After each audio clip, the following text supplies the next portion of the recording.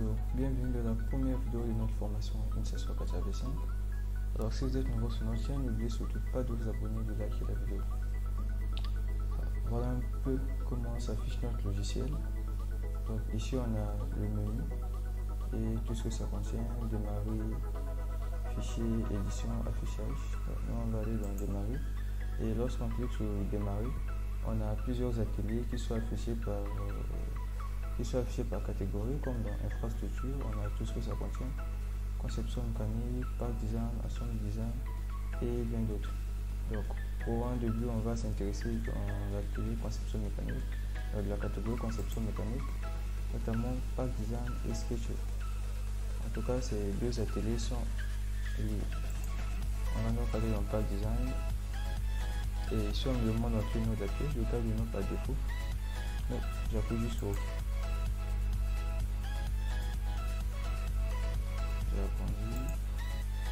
Voilà un peu comment se présente notre atelier parc design. Ici, on peut bien vérifier le nom en positionnant juste notre curseur ici. Ça s'affiche bien parc design. Ici, on a bien notre menu. Et dans insertion ici, on trouve tous les outils qui sont spécifiques à notre atelier parc design. Comme par exemple des composants ici dans contour. On peut retrouver des extrusions, des poches, des extrusions avec des poulies congés. Tout ce qui n'est pas encore affiché, c'est juste parce qu'on n'a pas encore notre esquisse, voilà pourquoi. Comme les composants d'habillage, ici aussi c'est pareil. Tout ce qu'on retrouve dans insertion ici, sont ces mêmes outils qu'on vient retrouver de l'autre côté là. Ce sont les mêmes, la liste n'est pas encore terminée, tout en bas il y a un train qui est là. Je peux encore l'agrandir pour voir un peu ce qui reste. En tout cas, ce sont les mêmes outils qu'on a eu à trouver dans insertion qu'on retrouvera. On va les fermer. Comme on essaie un peu de voir le logiciel, ici on a ce qu'on appelle l'arbre. Ici on a le nom de notre pièce qu'on est en train de dessiner. Dans notre cas c'est part 1. Et ici on a les plans par défaut, comme le plan YZ, ZX. Et là on a le corps principal qui va regrouper toutes les actions ou du moins toutes les opérations qu'on aura réalisées. Donc là on a une boussole, on verra bien à quoi ça va nous servir. Si ce n'est manipuler notre dessin, comme par exemple faire pivoter ou encore faire une translation.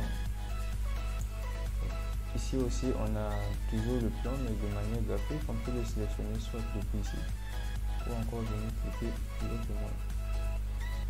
Donc ici aussi pareil, on a plein d'outils qui se trouvent là, comme par exemple ça c'est l'affichage. On verra bien à quoi ça va nous servir. Ce sont des outils dont on aura besoin pour pouvoir manipuler notre dessin, comme l'agrandir, le réduire, le tourner, modifier un peu le style et autres. On aura le temps de le découvrir, en tout cas ne vous en faites pas pour ça. Alors pour cela, j'ai parlé de l'atelier parc design et SketchUp. Lorsqu'on essaie un peu de regarder le parc design et SketchUp, ces deux ateliers sont vraiment liés. Donc parc design fait appel à SketchUp pour la réalisation des plans 2D. Comme on va essayer donc de réaliser un plan 2D pour voir un peu comment c'est, je prends par exemple le plan YZ, je sélectionne, ensuite je viens cliquer ici, esquisse.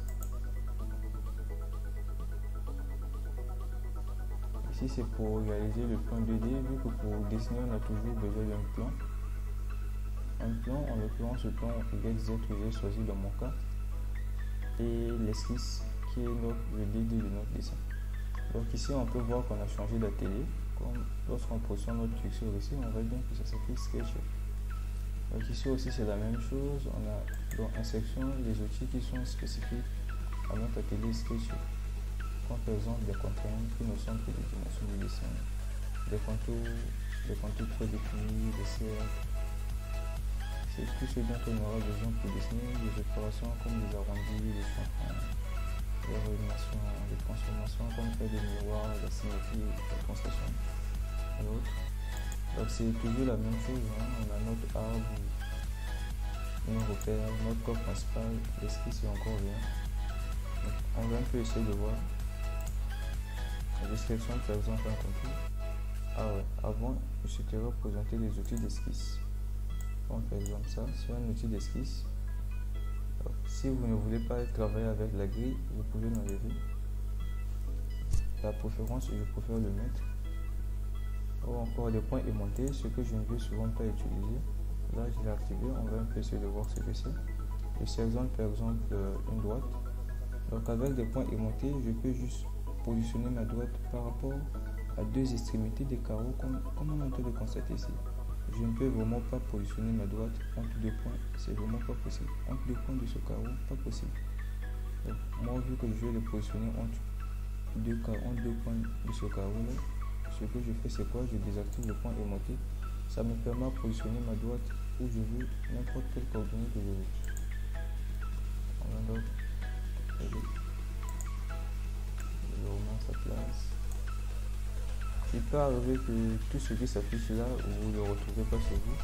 Donc on va donc aller dans affichage, on va dans barre d'outils et on sélectionne tous les outils dont on veut afficher. Par exemple, outils, l'esquisse, si ça manque, vous sélectionnez juste outils, opération.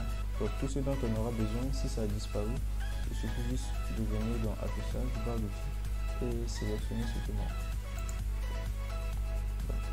On va essayer de faire un petit contour. Je sélectionne le contour. Par exemple ici, je vais faire un contour ferme. Là c'est bien fermé. Je peux par exemple faire ça, je fais un contour ouvert en quelque sorte. Je fais ça. On voit que lorsque je déplace mon curseur, la droite continue à suivre mon curseur. Donc si je vais arrêter cela, je fais quoi? Je vais cliquer sur contour ou j'appuie simplement sur échappe, c'est la même chose. On va un peu regarder ce que ça contient, des contours prédéfinis comme des rectangles, comment faire des rectangles.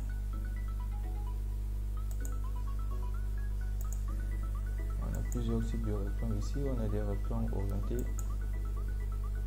On va faire avec 3 points. Je n'ai pas sélectionné.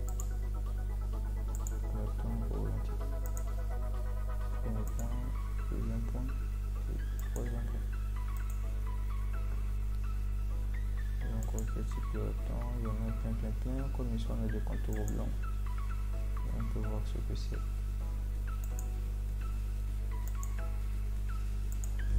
Là, ce sont des formes simples que je suis en train de prendre. C'est juste ces formes-là qu'on aura besoin pour réaliser les dessins. Peu importe la complexité du dessin dont on aura peur, c'est juste ces formes-là qu'on aura à prendre et se mettre là à gommer et à les modéliser comme on le souhaite pour pouvoir obtenir la forme souhaitée.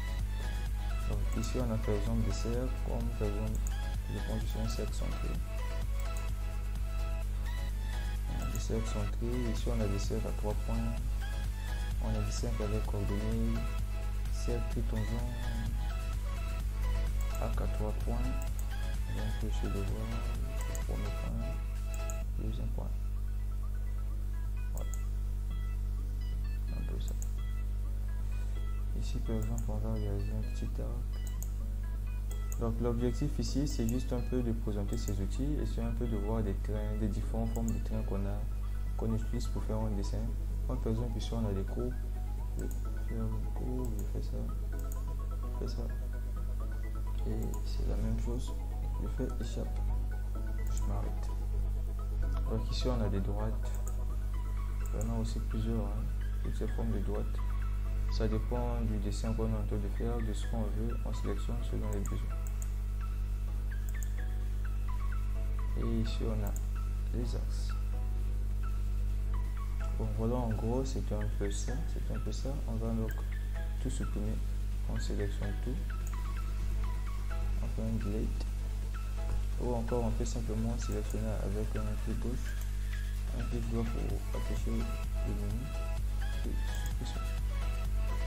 Donc on va donc essayer de prendre un petit exemple, on va prendre un petit cercle, on le place au centre, regardez bien lorsque ça va au centre, c'est de coordonnées 0, 0. Et un petit cercle qui s'affiche avec un petit cercle qui s'affiche rempli en bleu à l'intérieur. C'est pour nous montrer vraiment qu'il y a coïncidence.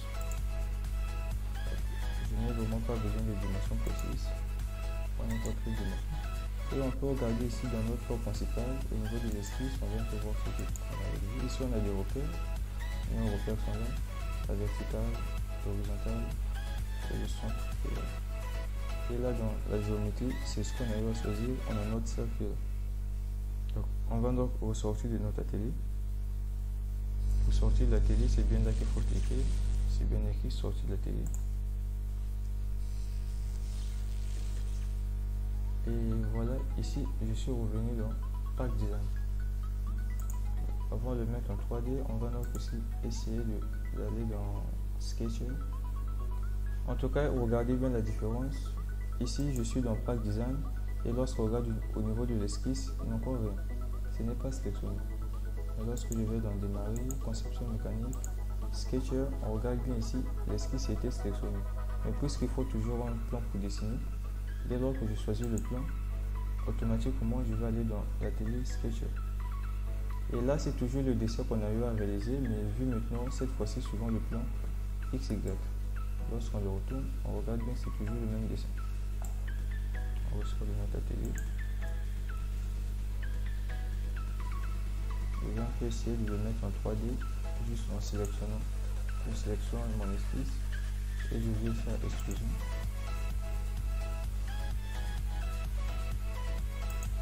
Okay.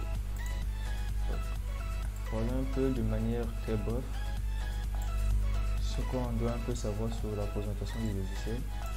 Donc, on aura vraiment à découvrir tout ce qu'on pourra faire avec dans les mois d'état, dans les prochaines vidéos. Alors, dans cette vidéo, l'objectif n'était pas vraiment de vous apprendre comment dessiner tout cela, mais juste question de se familiariser avec le logiciel Katia, son interface, voir un peu où commencer pour débuter et tout. J'espère bien que vous avez aimé la vidéo. On se donne rendez-vous dans la prochaine vidéo.